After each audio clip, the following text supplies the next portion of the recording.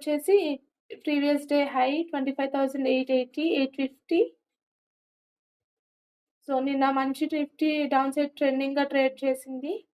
So, psychological 25,500ని కూడా break చేసింది. So, nearest support వచ్చేసి 25,350 అండ్ నెక్స్ట్ సపోర్ట్ 25,300, 25,280-300. సో, ఈ రేంజ్‌లో నిఫ్టీ ఈరోజు ట్రేడ్ చేయొచ్చు.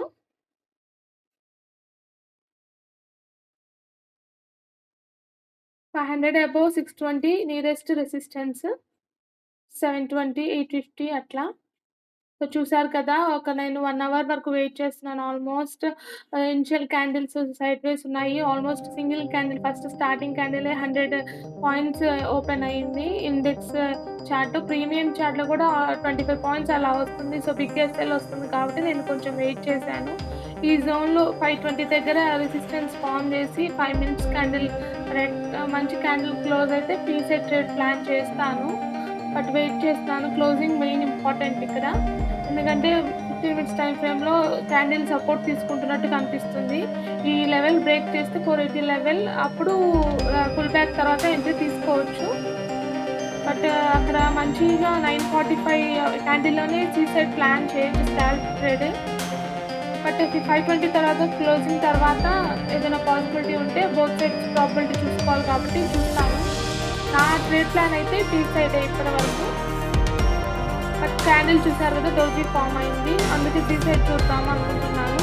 520కి క్యాండిల్ క్లోజ్ అయింది. 15 మినిట్స్ కూడా మంచి సపోర్ట్ తీసుకుంది. టైం ఫ్రేమ్‌లో క్యాండిల్స్ 10 స్మాల్ రిస్క్ తీసుకొని 10 పాయింట్స్ రిస్క్ అండ్ 20 పాయింట్స్ టార్గెట్‌తో నేను పీ సైడ్ ట్రేడ్ ఎంట్రీ అయ్యాను ఆల్రెడీ. 145 entry price. బట్ ఇక్కడ నేను ఫుల్ బ్యాక్ అనేది తీసుకుంది కానీ బట్ మళ్ళీ ఒక్కొక్కసారి ఈఎంఐని టచ్ చేసి అప్పుడు నియరెస్ట్ రెసిస్టెన్స్ దాకా మూవ్ అవుతుంది. చెప్పలేము, డైరెక్ట్‌గా మూవ్ అవ్వచ్చు. ఎస్ఎల్ ఏమో పెద్దది వస్తుంది. ఆల్మోస్ట్ 25 పాయింట్స్, 20 పాయింట్స్ ఎస్ఎల్ వస్తుంది. బట్ నేను రోజు డైలీ పెట్టిన ఎస్ఎల్ 10 పాయింట్స్.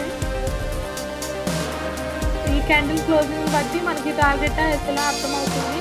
ఇది కానీ ఇండెక్స్ చార్ట్‌లో ఈ 5 minutes candle below EMI close అయితే మిగతా ఎస్ఎల్ఏ వస్తుంది.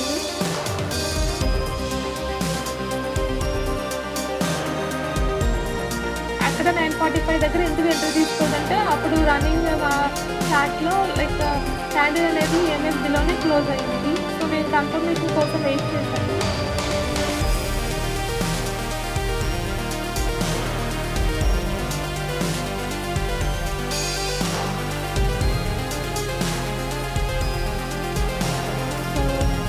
సేల్ చేస్తున్నాను ఎగ్జాక్ట్ 137కి.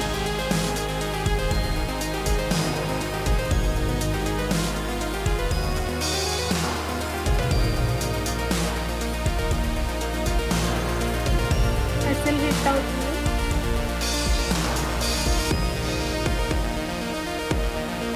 సో, 20 పాయింట్స్ పెట్టినా ఇక్కడ ఎస్ఎల్ హిట్ అవుతుంది. ఎందుకంటే మళ్ళీ 470 ఆ రేంజ్‌కి వచ్చి అప్పుడు ప్రైస్ మూవ్ అవ్వచ్చు. సో, చూసారు నేను సేమ్ స్ట్రైక్ ప్రైస్‌లో మళ్ళీ రీఎంట్రీ తీసుకున్నాను. అందుకే యావరేజ్ చూపిస్తుంది ప్రైస్ 151. బట్ నా ఎంట్రీ ప్రైస్ వచ్చేసి 156.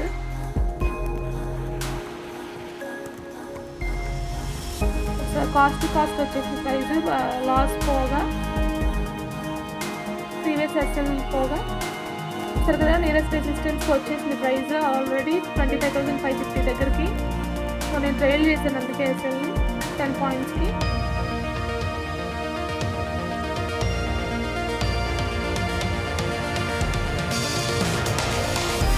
పాయింట్స్ స్టార్ట్ చేసి ఈ ట్రేడ్ అని ఎక్సిట్ అవుతాను.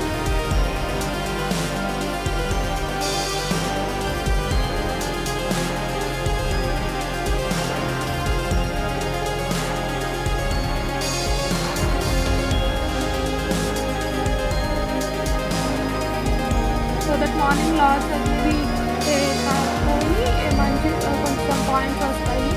ఎక్సిట్ అయిపోయాను.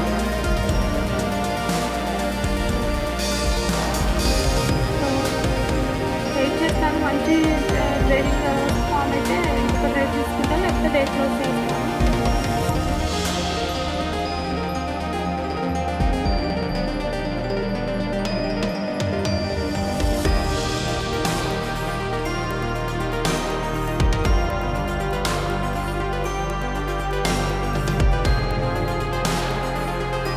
ప్రీవియస్ లాస్ అయితే రికవర్ అయింది.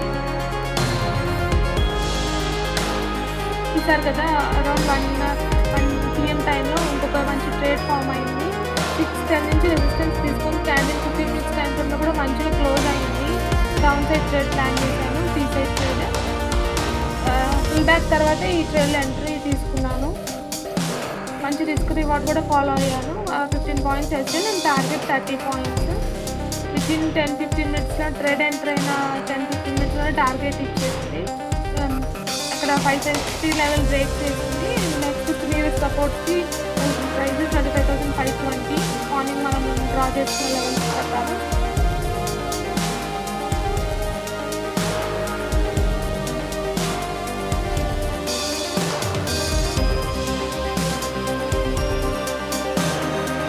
సో మంచి టార్గెట్ ఇచ్చింది. 1 సింగిల్ లాట్తో ఆల్మోస్ట్ 2,000 రూపీస్ ప్రాఫిట్ వచ్చింది. ఎందుకంటే నేను థర్డ్ ట్రేడ్ తీసుకున్నాను, రూల్స్ ట్రేడ్ అనుకోవచ్చు, బట్ అది మార్నింగ్ ట్రేడ్ అనేది న్యూట్రల్లో ఉంది. సో మంచి A+ ట్రేడ్ సెటప్ వస్తేనే తీసుకుందాం అనుకున్నాను. మంచిగా ఫామ్ అయ్యి తీసుకున్నాను. మినిమం రిస్క్తోనే యూజువల్గా 15 పాయింట్స్ అసలు పెట్టుకున్నాను. తర్వాత ఇక్కడ ఈ క్యాండిల్ తర్వాత ఫుల్ బ్యాక్ తర్వాత ట్రేడ్లో ఎంట్రీ తీసుకున్నాను.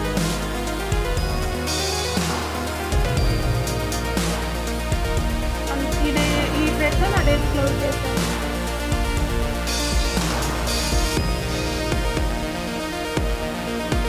మల్టిపుల్ ట్రేడ్స్ తీసుకోకూడదు, బట్ మంచి సెటప్ వస్తే తక్కువ అసలుతో ఒక ఛాన్స్ ఉంటే ఆల్రెడీ లాస్ రికవర్ అయింది కాబట్టి తీసుకున్నాను. అదే సెకండ్ ట్రేడ్ కూడా లాస్ వస్తే నేను డే క్లోజ్ చేసేదాన్ని.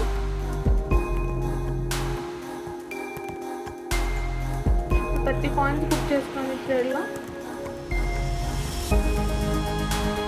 520 వరకు కూడా వెళ్తుంది, బట్ నా టార్గెట్ రీచ్ అయింది కాబట్టి నేను ఎగ్జిట్ అయిపోయాను.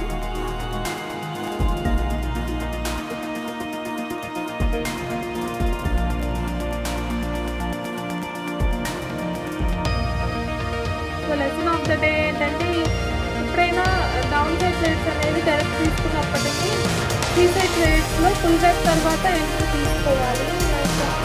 సర్టెన్ క్యాండిల్ క్లోజింగ్ ఎంత ఇంపార్టెంటో ఫుల్ బ్యాక్ తర్వాత ఎంట్రీ కూడా అంతే ఇంపార్టెంట్. అప్పుడు తక్కువ ఎస్ఎల్ ఫామ్ అవుతుంది, అంటే ఎస్ఎల్ పాయింట్స్ చాలా తక్కువ వస్తాయి. లో ప్రైస్ నుండి మనము ఎంట్రీ తీసుకుంటే టార్గెట్ కూడా ఎక్కువ పెట్టుకోవచ్చు. 1:2, 1:3 అలా బుక్ చేసుకోవచ్చు. లేదు హైయెస్ట్ ప్రైస్లో మనం కానీ ఎంట్రీ తీసుకున్నామంటే అప్పుడు త్వరగా ఎస్ఎల్ హిట్ అయ్యే ఛాన్సెస్ ఉంటాయి. ఫోమోకి వెళ్ళకుండా మన టార్గెట్ మన లెవెల్స్ వచ్చే వరకు వెయిట్ చేసి అప్పుడు ఎంట్రీ తీసుకుంటే మంచి రిస్క్ రివార్డ్ మెయింటైన్ అవుతుంది. సో ఈరోజు లెసన్ అదే, tip of the day. So మీకు కనుక ఈ వీడియో నచ్చినట్లయితే మా ఛానల్ సబ్స్క్రైబ్ చేసుకోండి. మీకు ఏదైనా డౌట్స్ ట్రేడింగ్ రిలేటెడ్ ఉంటే కామెంట్ సెక్షన్లో అడగండి. ఈ వీడియోని మీ ట్రేడర్ ఫ్రెండ్స్తో షేర్ చేయండి. Thanks for watching.